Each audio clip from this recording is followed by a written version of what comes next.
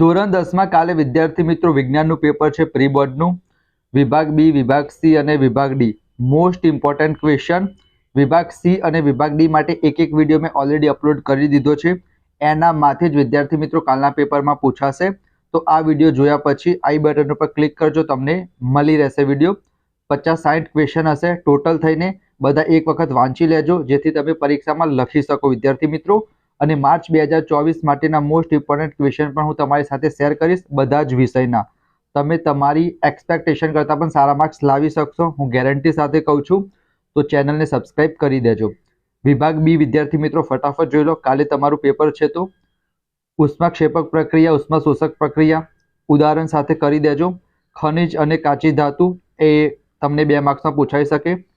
પ્રકાશ સંશ્લેષણ એટલે શું, એનું સમીકરણ.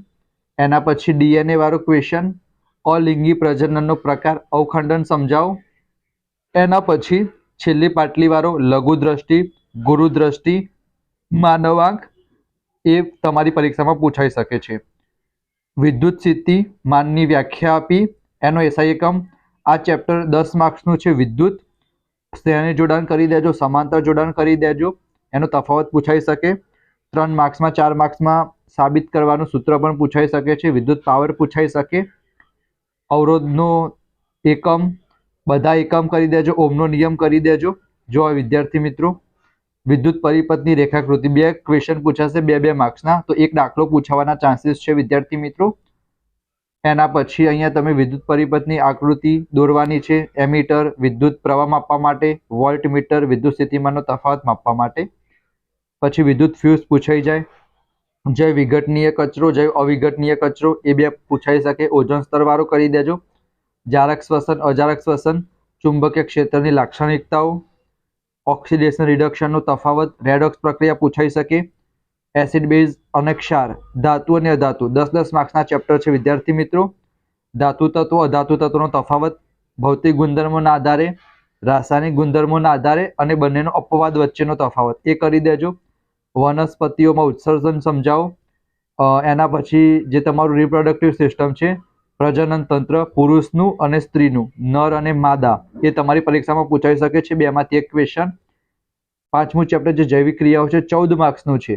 પાચન તંત્ર 2 ક્વેશ્ચન પૂછાશે 4-4 માર્ક્સના. તો પાચન તંત્ર કરી દેજો, શ્વસન તંત્ર કરી દેજો, ઉત્સર્જન તંત્ર કરી દેજો, હૃદય કરી દેજો. એટલીસ્ટ 2-3 વખત વાંચી તો લેજો જ. જો તમારી પરીક્ષામાં પૂછાય તો તમે લખી શકો.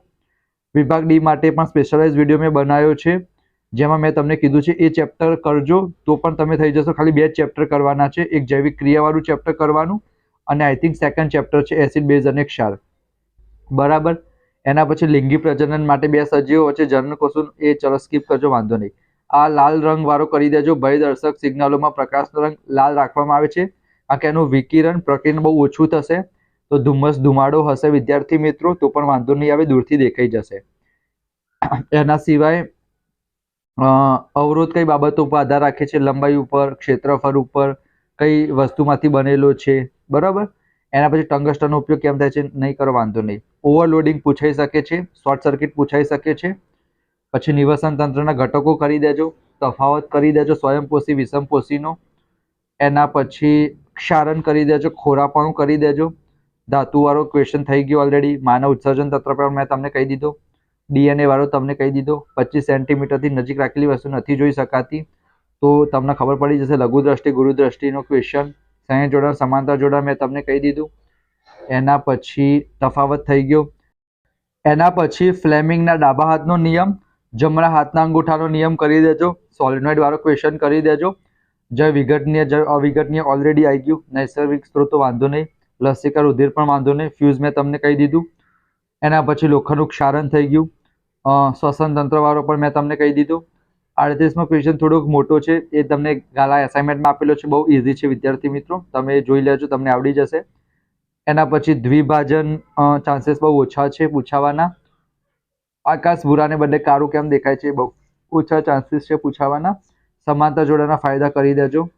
એના પછી નિવસન તંત્ર, પછી બસ પાન ફૂટી વાળો કરી દેજો. એના પછી મોતિયો પૂછાઈ જાય.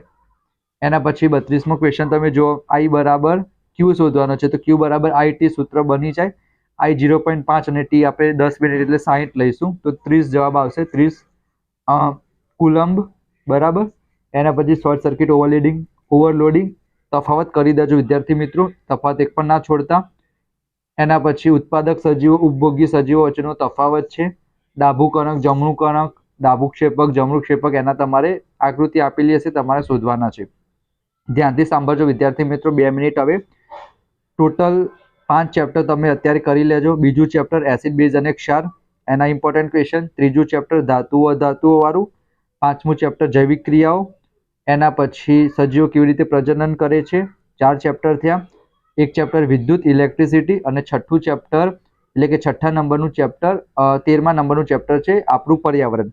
આ 6 ચેપ્ટર કરશો 64 માર્ક્સનું આવશે વિદ્યાર્થી મિત્રો. આ 6 ચેપ્ટરમાંથી મોસ્ટ ઇમ્પોર્ટન્ટ ક્વેશ્ચન ઓલરેડી મેં તમને કહી દીધા. વિભાગ બી ના તો કીધા, વિભાગ સી અને વિભાગ ડી નો તમે વિડીયો જોઈ લેજો અને એનામાંથી તમે એટલું કરશો ને તો બહુ જ સારા માર્ક્સ આવશે. અમુક બહારથી આવશે તો તમે એને સ્કીપ કરી શકશો. વિભાગ એ માટેના પણ વિડીયો બનાવેલા છે, તમારી પાસે એટલો સમય નથી તો રાત્રે સૂતી વખતે પણ વિભાગ એના જે 4-5 વિડીયો બનાવેલા છે 24 માર્ક્સના હેતુલક્ષીના એક વખત તમે રિવાઇઝ જોઈ લેજો 1x 1.5 અથવા 2x ની સ્પીડમાં, અને આ બધા ક્વેશ્ચન એક વખત યાદ રાખશો તો પણ ચાલશે, પણ 1-2 વખત વાંચી લેજો જેથી કાલે તમારે કંઈ સ્કીપ ના થાય, બધું તમે એટલીસ્ટ લખી શકો, પેપર કોરો છોડીને ના આવતા. જે ક્વેશ્ચન આવડે એ પહેલાં લખજો, બરાબર. વિભાગ ડી તમને લાગતું હોય કે મને આ 4-5 ક્વેશ્ચન વ્યવસ્થિત આવડે છે તો એ પહેલાં લખો, પછી વિભાગ સી લખો. વિભાગ એ છેલ્લે લખશો તો પણ વાંધો નહીં, કારણ કે જો તમે વિભાગ એ લખશો પહેલાં 24 માર્કથી માનીને ચાલો 10-12 સાચા પડ્યા તો એક નેગેટિવ ઇમ્પ્રેશન પડશે કે આ છોકરાને કે આ છોકરીને નથી આવડતું. તો વિભાગ બી, વિભાગ સી, વિભાગ ડી લખી દો. જો તમને વિભાગ એ આવડતો હોય 24માંથી એટલીસ્ટ તમને લાગતું કે 20 મારા સાચા છે તો વિભાગ એ પહેલાં લખશો તો વાંધો નહીં, બાકી તમે છેલ્લે લખજો વિદ્યાર્થી મિત્રો.